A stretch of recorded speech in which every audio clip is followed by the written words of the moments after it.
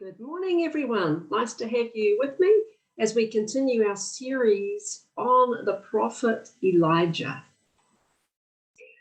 Do you know how important you are to God?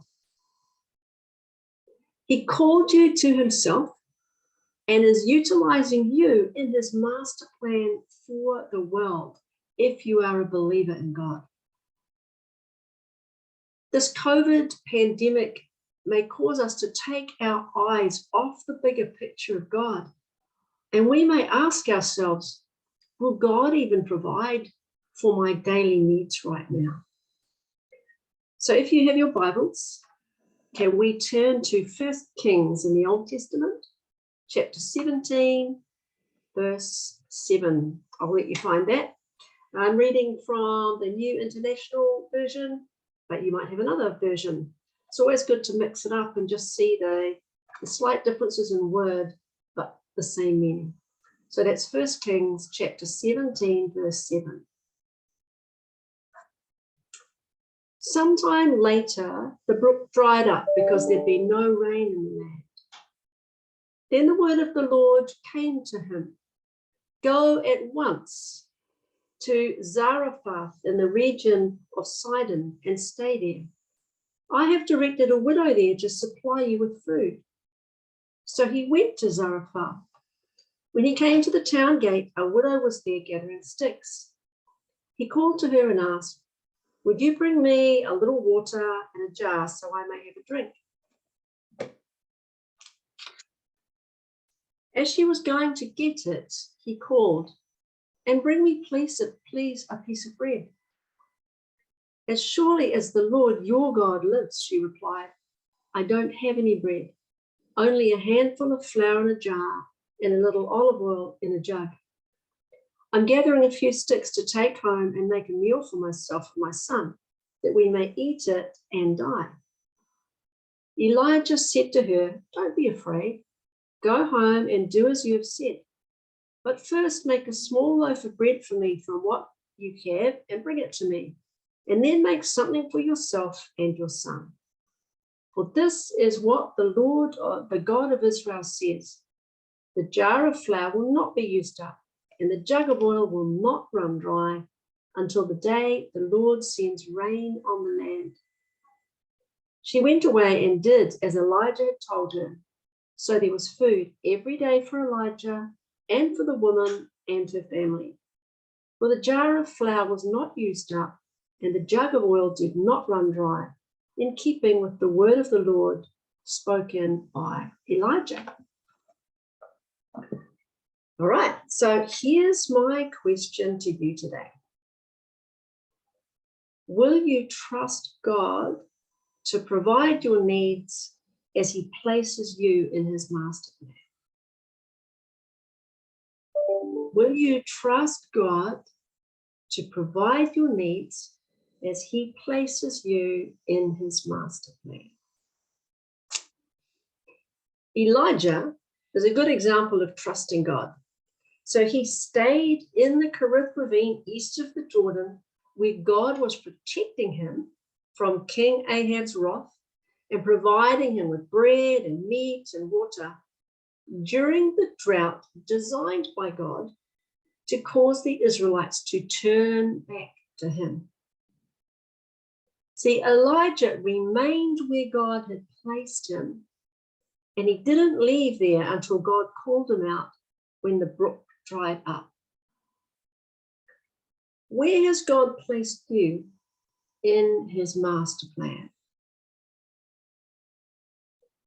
Is God using you in your job, your sports or hobbies, your voluntary service, your local community, to reveal his power, provision, love, and grace? And are you prepared to stay where God has placed you until he calls you out? The place you're in may be hard, but if God has called you there, trust that God will continue to provide your daily needs. God's next command to Elijah would have been scary for him.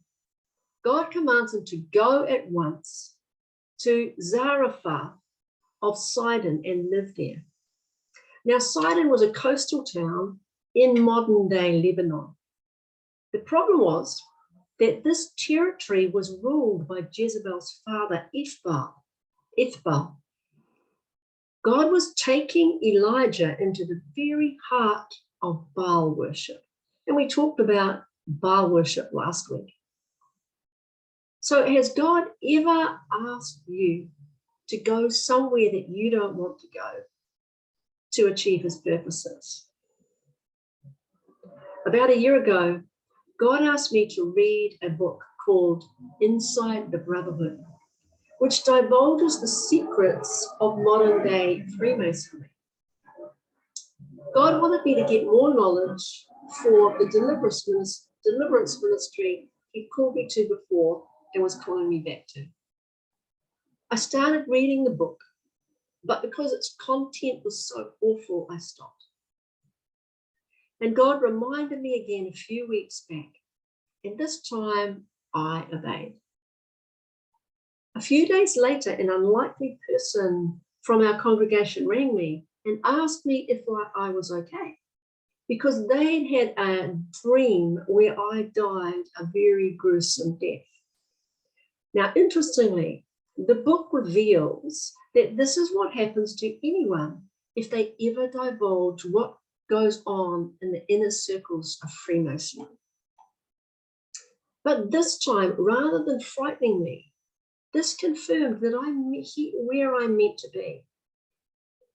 And I trust God to protect me and provide for me as he utilizes me in his master plan of healing and redemption. So if God takes you to hard places as his representative on earth, but you know in your heart you're meant to be there, then trust in his provision. He will provide for you. He will.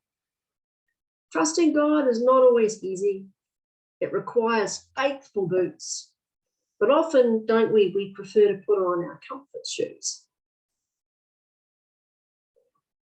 Notice in our text today, Elijah's immediate obedience to God's command.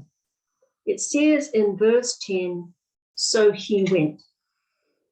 God commands, and he goes. Will you trust God to provide your needs as he places you in his master plan? God provided for Elijah's needs. You see, God set up a miracle. Provision came through a starving non-Israelite woman widow. A woman widow, the poorest in all society, fed Elijah, revealing God's superior power to Baal. Have you ever had your needs met by the most unexpected source? God sends angels in many disguises. God placed this widow at the town gate, and Elijah asks the woman to fetch him a drink. And in the hospitality expected of that day, the woman goes to get it. But then Elijah asks her for a morsel of bread, just a small bit, something she cannot provide in her famine poverty. The woman then reveals that she does not know God. She states, as surely as the Lord your God lives. If God has placed you among non-Christians, he will definitely use you to reveal himself to them. My neighbor stopped his painting for 2 hours to help me get rid of wasp nests. In our discussions, he told me, I'm not a religious sort like you. And then he proceeded with his expletives as he exterminated the wasps for me. Sometimes God provides our needs through unlikely sources as he continues to work out his master plan of redemption. The Gentile woman in today's story was honest and she was desperate. She only had a handful of flour and a little oil, and she was gathering sticks to make a fire to prepare the last supper for her and her son before they both died of starvation. Maybe God saw the mother heart of this Gentile widow when he chose to bless her in the story and provide not only for Elijah, but also for her and her son. When God provides for you through a non-believer, his desire is also to provide his salvation to that person, so that so do what you can to keep that relationship open. Will you trust God to provide your needs as he places you in his master plan? Elijah was definitely part of God's master plan. Elijah prophesied to a non-Israelite, Baal-worshipping woman widow that God would supply her and her family and Elijah with food until the drought ended. And we too are called to prophesy to the lost that God can meet their needs during this pandemic if only they will trust in him. Elijah asked the woman to do a strange thing, to make a small cake of bread for him first, before she made any for herself and her son. Now, this sounds selfish, doesn't it? But Elijah trusted God's power. And he tells her not to be afraid, because the jar of flour and the jug of oil would not run out until the day that God sent rain.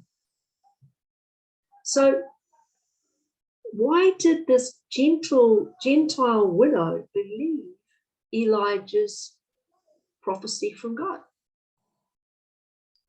It's because those God calls, he gives an element of faith to, so that they can believe. Also, her God Baal was obviously not providing. During this pandemic, wherever you are in the world, God is working out his master plan of redeeming all creation to himself. He will show us as the church which non-believer he wants you to reach out to, and he will soften the heart of that person. So if you go to share Jesus with someone and they're resistant or abusive, maybe they're not quite ready to hear, but at least you planted the seed. Why not invite someone to your home one Sunday? Our church is on Zoom, but we're hoping that people will just invite one other person, one other small family to their home to watch the service on Zoom and then share a meal together. In this pandemic, we have much to offer hurting people. Christ offers hope. Do the people of Ukraine need the help of Christ right now? Yes, they do. Does the teenager taking drugs, because there doesn't seem to be any point in this world, need the hope of Christ? Yes, they do. Does someone with COVID need the hope of Jesus? Yes. Christianity is also the only faith that offers forgiveness of sins.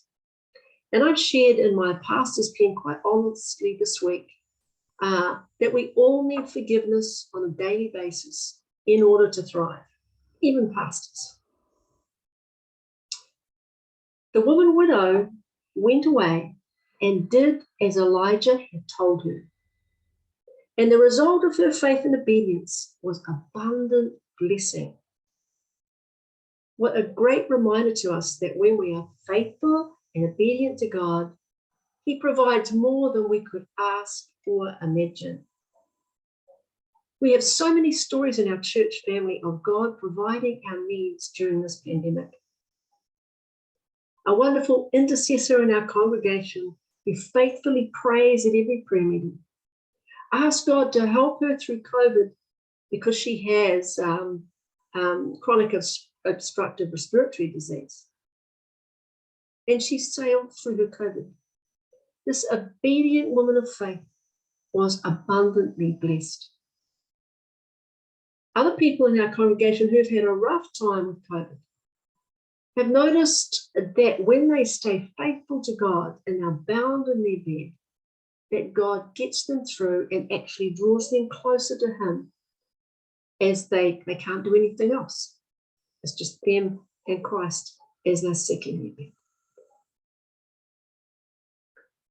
God prophesied through Elijah and then fulfilled his prophecy. There was food every day for Elijah, the woman, and her son. And thus God revealed that his power was greater than Baal's. Christ himself compares his ministry with the ministry of Elijah.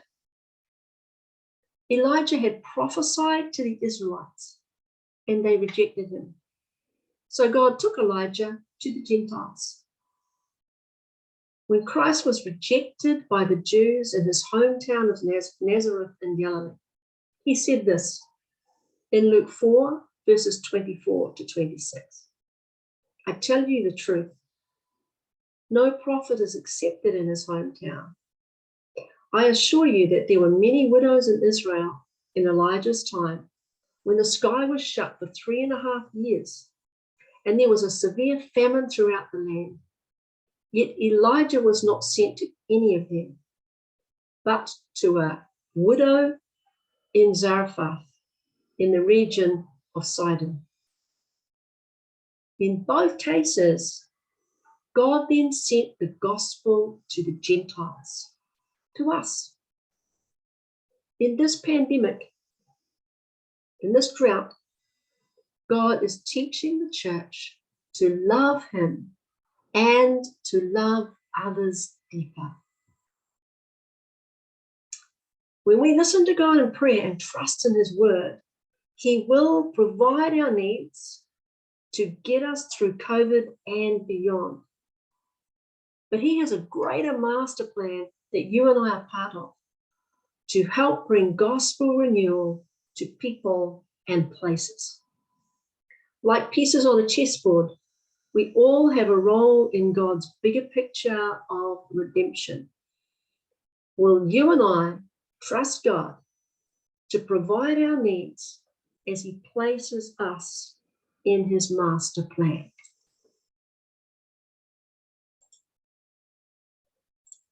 So that's my question to you today. God bless you. May his face shine upon you and give you peace. Until we meet again, we'll continue in the book of Elijah. God bless you. Have a great week. Bye-bye.